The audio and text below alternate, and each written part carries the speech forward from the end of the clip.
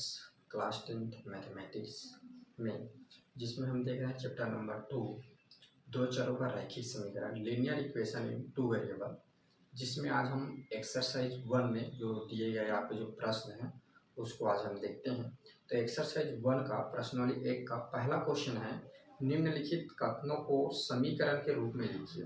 आपको नीचे कुछ स्टेटमेंट्स दिए हुए हैं, कथन दिए हुए हैं, जिसको आपको क्या करना है, समीकरण यानी इक्वेशन के फॉर्म में उसको चेंज करना है। तो देखते हैं कैसे हम चेंज करेंगे। तो पहला है आपका, एक विद्यालय के क्रिकेट कोच। बच्चे आप अपना क्वेश्चन अपने बुक से देखेंगे, आपके बुक सीजी बोर्ड के बुक पेज नंबर 42 गणित के बुक में प्रश्नावली 1 दिया हुआ है, जिसमें क्वेश्चन नंबर 1 में देख रहा हूँ। एक विद्यालय के क्रिकेट कोच के 3 बल्ले और 6 गेंदे। ठीक है, आप लोग को पता होगा कि क्रिकेट जब चलता है तो 3 बल्ले और 6 गेंदे कितना 3,900 रुपए में खरीदी। वहीं से उन्हें एक बल्ला और 2 गेंदे 1,300 रुपये में खरीदी। ठीक है, तो आप लोग को पता है कि आप लोग क्रिकेट खेलते हो, आप लोग को पता होगा कि क्रिकेट में क्या होता है, बल्ले होते हैं और गेंद होते हैं। 3 बल्ले और 6 गेंदों को 3900 रुपये में और एक बल्ला और 2 गेंदों को 1,300 रुपये में खरीदा। ठीक है, तो इसका हमें क्या करना है, ओनली इक्वेशन बनाना है। ठीक है, तो देखिए इक्वेशन कैसे बनाते हैं। तो आपको सबसे पहले क्या करना होगा, एक बल्ला एक गेंद का निकालना होगा। ठीक है, तो हम क्या कर रहे हैं, पहले तो क्वेश्चन नंबर 1 का है, क्वेश्चन 1 माने पहला वाला ही सॉल्व कर रहे हैं। तो इसके लिए मानेंगे आप, माना प्रश्न क्या बोल रहा है, मान लेना कि एक बल्ले और एक गेंद की कीमत माना पहले मान लेना, माना एक बल्ला की कीमत, मान लीजिए एक बल्ला की कीमत ले लेते हैं x रुपए। ठीक है, और एक गेंद की कीमत ले लेते हैं, एक गेंद की कीमत को हम लोग मान लेते हैं y रुपए। ठीक है, तो प्रश्नानुसार प्रश्न आता ऐसा, प्रश्नानुसार कंडीशन 1। ठीक है, कंडीशन पहला देखिए क्या कंडीशन दिया हुआ है। पहला क्या बोलता है, वो कंडीशन 1 में ये बोलता है कि 3 बल्ले और 6 गेंद। ठीक है, 3 बल्ले तो एक बल्ला की कीमत x है, तो 3 बल्ला कितना हो जाएगा 3x, और 6 गेंदे एक गेंद की कीमत y है, तो 6 गेंद की कीमत कितनी 6y, दोनों मिलाकर होता है 3,900 रुपये। तो ये आपका जो पहला इक्वेशन ऐसा बनेगा। ठीक है, कंडीशन दूसरा देखिए, प्रश्न अनुसार कंडीशन दूसरा यानी दूसरा शर्त आपको क्या बोल रहा है, दूसरा ये बोल रहा है कि वहीं से क्या करते हैं, एक बल्ला और 2 गेंद, एक बल्ला और 2 गेंद की कीमत 1,300 रुपये। एक बल्ला मतलब x का x ही रहेगा, 2 गेंद तो एक गेंद की कीमत कितना है y, तो 2 गेंद की कीमत है 2y, कितना हो जाएगा, दोनों मिला के कितना बोल रहा है 1,300 रुपये चुका था। ये आपको बन जाएगा इक्वेशन नंबर 2। ये ठीक है, पहला क्वेश्चन ऐसे बनेगा, ये ऐसा इक्वेशन बनेगा। दूसरा का देखिए, दूसरा क्वेश्चन आपका क्या है, दो संख्याओं का योग 16 तथा अंतर 8 है। ठीक है, दो संख्या बोल रहा है, तो मान लीजिए, माना एक संख्या को ले लीजिए आप, माना एक संख्या बराबर x है तथा दूसरी संख्या को ले लीजिए, दूसरी संख्या इक्वल मान लीजिए 8। तो बोल रहा है प्रश्नानुसार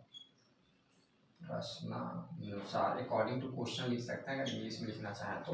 देखिए कंडीशन 1। ठीक है, तो मैं कंडीशन इसलिए ले रहा हूँ क्योंकि 2 बातें उसमें दिया हुआ है। तो पहले कंडीशन 1 या शर्त पहले लिख सकते हैं, हिंदी में लिखना चाहें तो ऐसा भी लिख सकते हैं, जरूरी नहीं है कि ऐसा ही बोलना चाहें। ठीक है, शर्त कहने मतलब वो क्या बोल रहा है, ये शर्त। ठीक है, शर्त पहला देखिए, शर्त पहला क्या बोल रहा है, दो संख्याओं का योग 16, दो संख्याओं का योग, तो पहली संख्या 1 दूसरी संख्या y, दोनों का योग कितना हो जाएगा 16। शर्त दूसरा क्या बोल रहा है, ये इक्वेशन 1 मिल गया। शर्त दूसरा देखिए, दोनों संख्याओं का अंतर दे रहा है, उनका अंतर कितना होगा 8 होगा। तो पहली संख्या x और दूसरी संख्या y, दोनों का अंतर यानी माइनस करना, योग मतलब प्लस करना, दोनों का माइनस कितना होता है 8 होता है। ये मिल गया इक्वेशन नंबर दूसरा। ठीक है, तो क्वेश्चन 2 को इस तरह से बनाएंगे। चलिए तीसरा पे इधर देखते हैं, क्वेश्चन नंबर तीसरा कैसे सॉल्व करेंगे। क्वेश्चन नंबर 3 तीसरा दिया हुआ है, एक फल की दुकान पर 2 किलोग्राम सेब तथा 1 किलोग्राम अंगूर का मूल्य 160 रुपये है। उसी दुकान पर 4 किलोग्राम सेव व 2 किलोग्राम अंगूर का मूल्य 300 रुपये था। ठीक है, तो इसका हमें इक्वेशन बनाना है। तो सेव और अंगूर, तो पहले मान लीजिए, माना ठीक है 1 किलोग्राम अंगूर का मूल्य इतना था, हाँ 1 किलोग्राम सेव मान लीजिए, पहले माना 1 केजी सेव, सेव ब लिखा था ना, सेव 1 किलो सेव का मूल्य मान लीजिए x रुपये और 1 केजी अंगूर का मूल्य मान लीजिए y रुपये। ठीक है, तो देखिए यहाँ से लिखता हूँ बाकी को। पहला शर्त क्या बोलता है, शर्त पहला है, क्या शर्त लगा, क्या बोल रहे हैं, 2 किलोग्राम सेव तथा 1 किलोग्राम अंगूर का मूल्य 160। तो 1 किलोग्राम सेव का x है, 2 किलोग्राम का 200, 1 किलोग्राम अंगूर का तो y, तो एक का भी y होगा, दोनों मिला के कितना देता है 160 रुपये। तो ये हो गया पहला इक्वेशन। ये दूसरा देखिए, दूसरा क्या बोल रहा है, दूसरा ये बोल रहा है कि 4 किलोग्राम सेव और 2 किलोग्राम अंगूर का 300 रुपये। तो 4 किलोग्राम सेव यानी 4x और 2 किलो क्या हो रहा है अंगूर बोल रहा है, तो 1 किलो का y और 2 किलो का 2y, दोनों मिलाकर कितना देता है 300 रुपये देता है।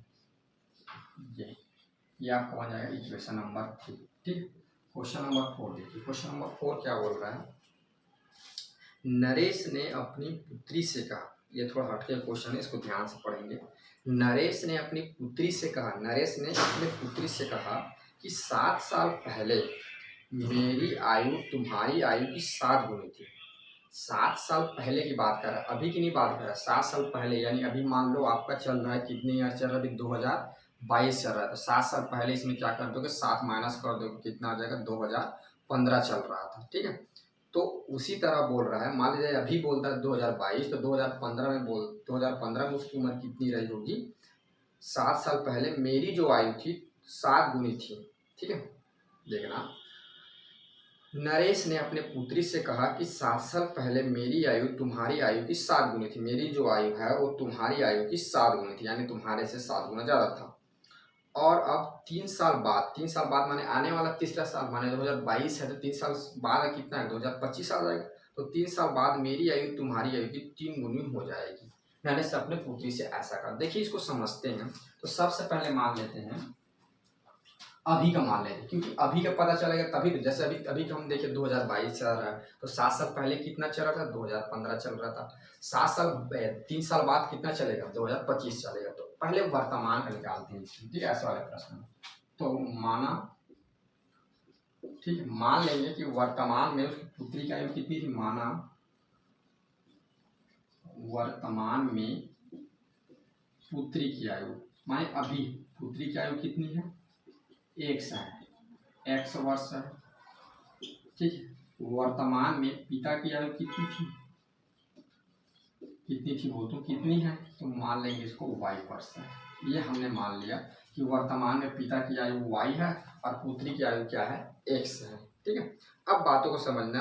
कंडीशन 1 बोलता है, प्रश्न अनुसार पहला शर्त क्या लगाता है, प्रश्नानुसार पहला शर्त ये देता, देखो इस यही शर्त पे ही शर्त टिका हुआ। देखो शर्त बोलता है, पुत्री ने कहा, पुत्री बोलता हूँ, नरेश ने पुत्री से कहा, अपने पुत्री से कहता है 7 साल पहले मेरी आयु। देखो तो पहले क्या करना होगा, शर्त पहले के लिए 7 साल पहले को उम्र निकालना होगा। ठीक है, तो 7 साल पहले, 7 साल पहले पुत्री की आयु, पुत्री की आयु क्या रहेगी, अभी जितना भी है, मान लीजिए 22 है, तो 7 साल पहले कितना रहोगा, 15 रहोगा, माने 7 क्या करेंगे, माइनस करेंगे, x माइनस क्या आ जाएगा, 7 आ जाएगा, 7 वर्ष। ठीक, मेरी बातों को समझना, क्यों माइनस कर रहा हूँ, क्योंकि वर्तमान आयु कहने का मतलब अभी प्रेजेंट में आयु मान लिया जाए x है। जैसे अभी मैं प्रेजेंट में कितनी है, हमारा 2016 चल रहा है अभी। ठीक है, या प्रेजेंट में मान लिया जाए आपकी उम्र कितनी है, 15 है, मान लेते हैं आपकी उम्र भी 15 प्रेजेंट में, मान लेते हैं कि आपकी उम्र कितना भी प्रेजेंट में 15 है।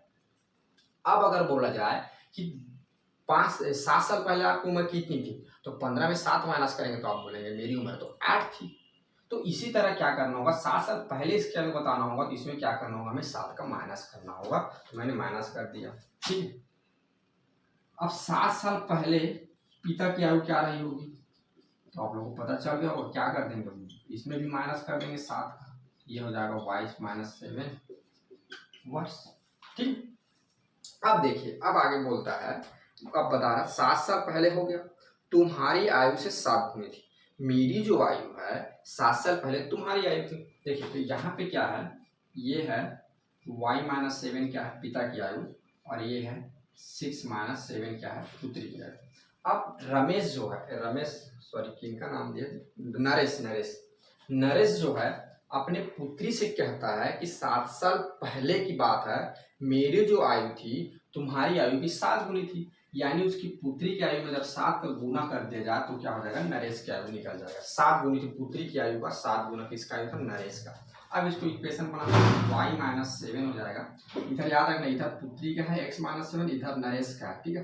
तो 7 साल पहले तुम्हारी आयु का 7 गुनी थी बोल रही थी, पुत्री की आयु में 7 का गुना कर देंगे तो नरेश का आयु भी इक्वल हो जाएगा, ठीक है। तो y - 7 ये हो जाएगा इंटू तो 7x - 7 × 7 = 49। जब ये इधर आ जाएगा तो इस दोनों को इधर ले नहीं, दोनों को उधर लेके चले जाते हैं, तो ये आपका हो जाएगा 0 इक्वल ये हो जाएगा 7 और 7 x तो हो जाएगा, ठीक है, -49, इधर हो जाएगा -y + 7, ठीक है। तो ये आगे सॉल्व हो जाएगा, तो ये आपको हो जाएगा 7x - y और -49 + 14, उसमें 7 माइनस हो जाएगा, तो ये बच जाएगा आपका कितना, 42, ठीक है। तो ये आपका हो जाएगा -42 इक्वल ये हो जाएगा 0। ये आपका हो गया इक्वेशन नंबर 1। या तो इसको ऐसा भी कर सकते हो, अगर ऐसा ना लिखना चाहो तो इसको ऐसा भी लिख सकते हो, 7x - y इक्वल आप लिख सकते हो 42। ये आपका इक्वेशन नंबर 1 इस तरह से बन जाएगा, ठीक। दोनों में से एक भी कुछ भी लिख सकते हो, 7x - y इक्वल 42 लिख सकते हो, या तो 7x y - 42 या तो 7x y इक्वल लिख सकते हो 42, ठीक है। ये इक्वेशन बन जाएगा। चलिए नीचे वो ले लेते हैं क्योंकि अंतिम सॉल्यूशन वही तक होगा, ठीक है। अब देखिए शर्त दूसरा क्या लगाता है, शर्त सेकंड को यहाँ पे देखते हैं।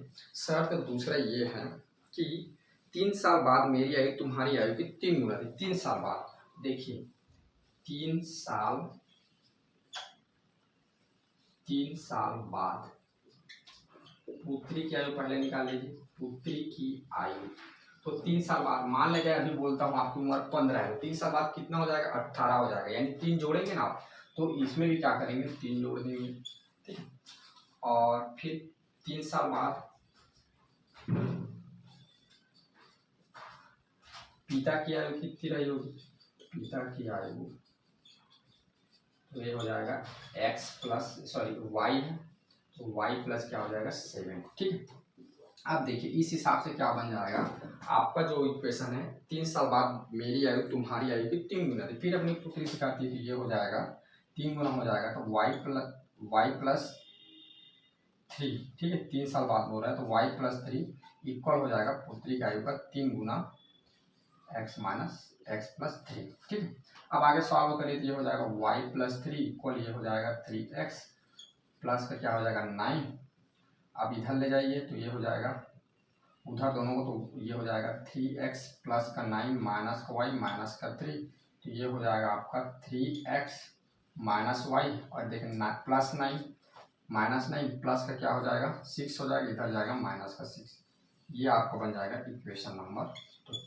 तो इस तरह से क्या होगा, ये नरेश वाला जो है, नरेश अपने पुत्री से कहती है कि 7 साल पहले मेरी जो आयु थी तुम्हारी आयु की 7 गुनी थी, तो 7 साल पहले उसकी आयु को 7 गुनी कर दी पुत्री की आयु को, नरेश की इक्वल हो गया। फिर बोलती 3 साल बाद मेरी आयु तुम्हारी आयु की 3 गुनी रही होगी, तो मैं उसका क्या कर दे 3 गुना कर दे, 3 गुना करके फिर सॉल्व कर। तो इस तरह से हमें क्या मिलता है, इक्वेशन नंबर 2 ऐसे मिलता है। तो ऐसे हमें इसकी इक्वेशन बनाना है, ठीक है। चलिए आगे देखते हैं, क्वेश्चन नंबर है आपका 5वां, ठीक है।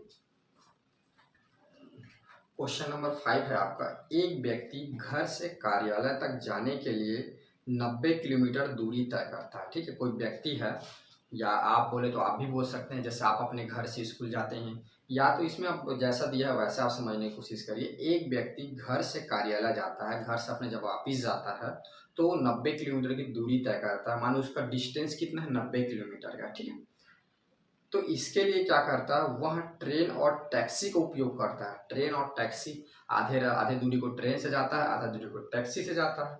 व्यक्ति द्वारा टैक्सी में तय की गई दूरी ट्रेन से तय की गई दूरी की दुगनी है। व्यक्ति द्वारा क्या हो रहा है, टैक्सी से तय की गई दूरी, टैक्सी में जो तय की गई जो जितनी भी दूरी है, ट्रेन से तय की गई दूरी का कितना है, दुगुना है। टैक्सी द्वारा तय की गई जो दूरी है, देखो समझना, व्यक्ति द्वारा टैक्सी से जो तय की गई दूरी है, ट्रेन से तय की गई दूरी का दुगुना है।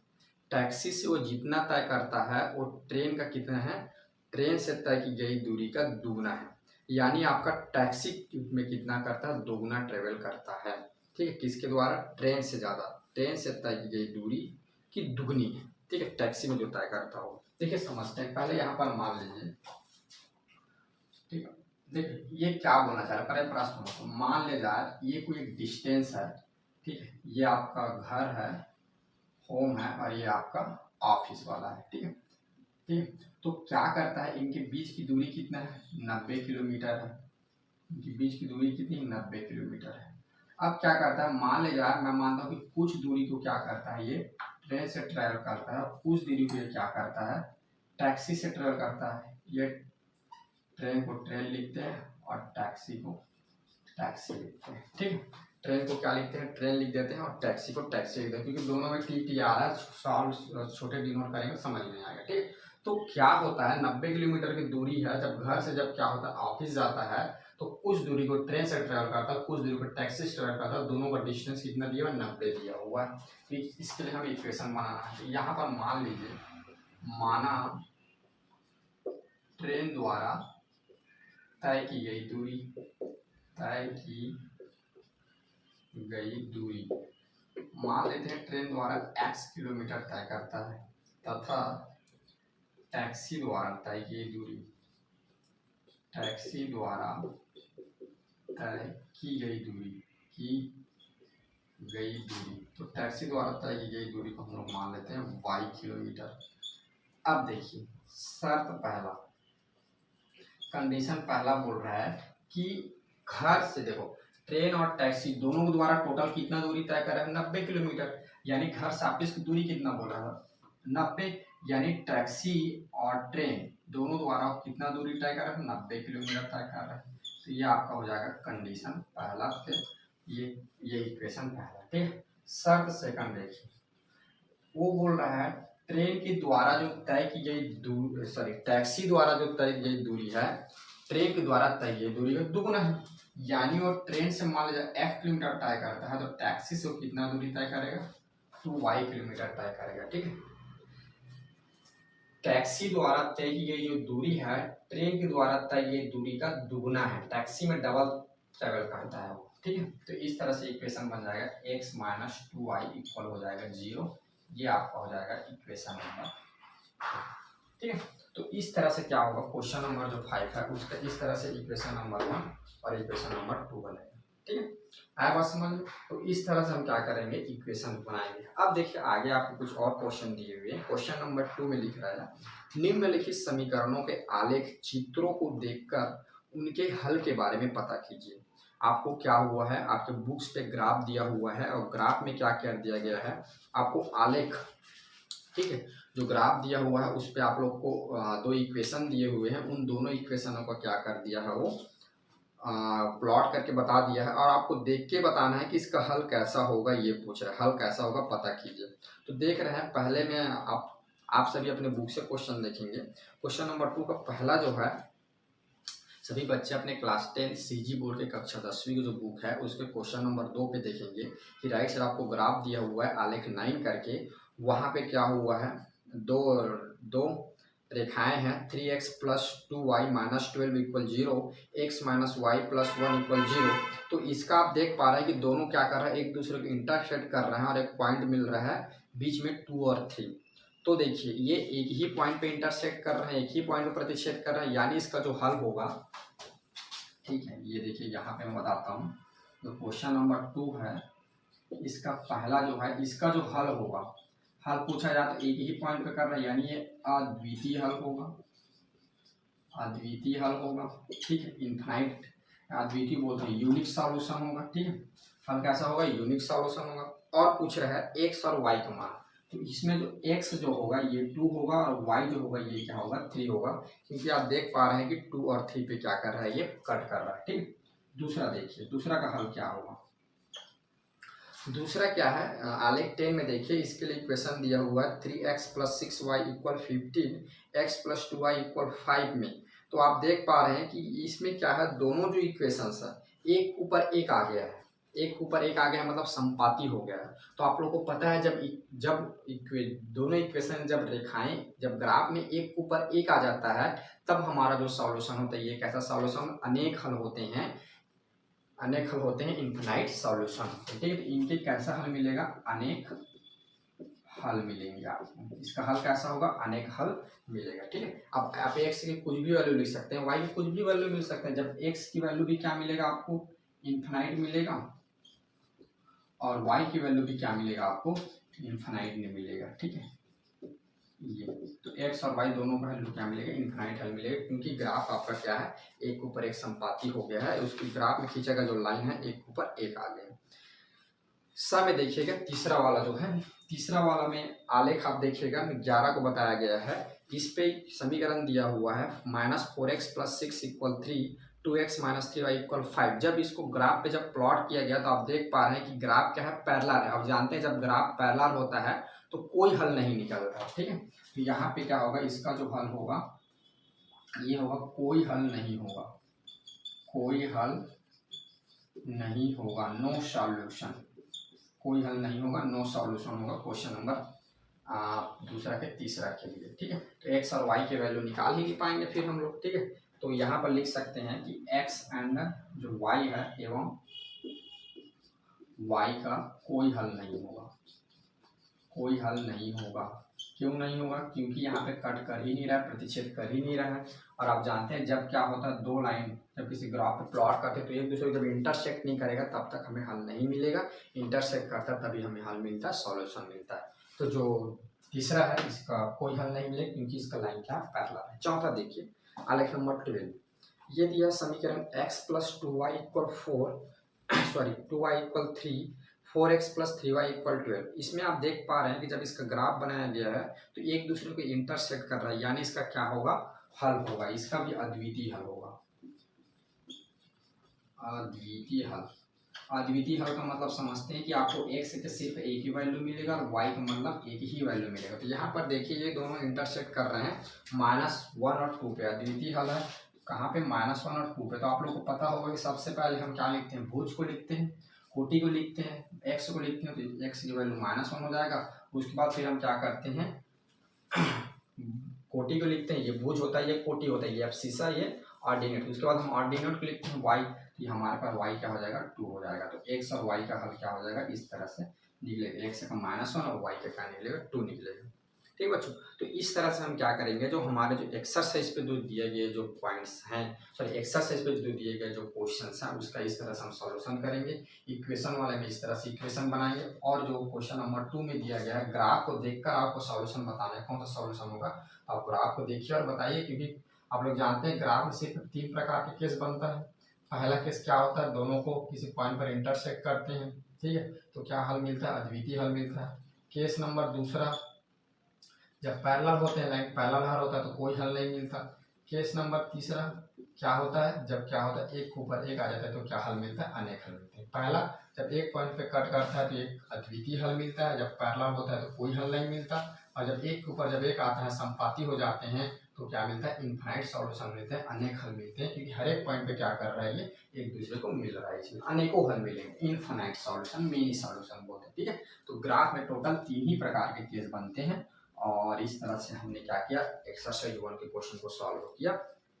अब आगे फिर हम आपके और एलजेब्रा जो इक्वेशंस होते हैं उसको सॉल्व करने की जो और अन्य विधियां होती है उन सब के बारे में अगली क्लास में हम चर्चा करेंगे, धीरे धीरे से बारी से सभी के बारे में। ठीक है, तो आज के लिए अभी के लिए बस ये एक्सरसाइज 1, फिर मिलते हैं फिर अगले क्लास में। ओके, फिर थैंक यू।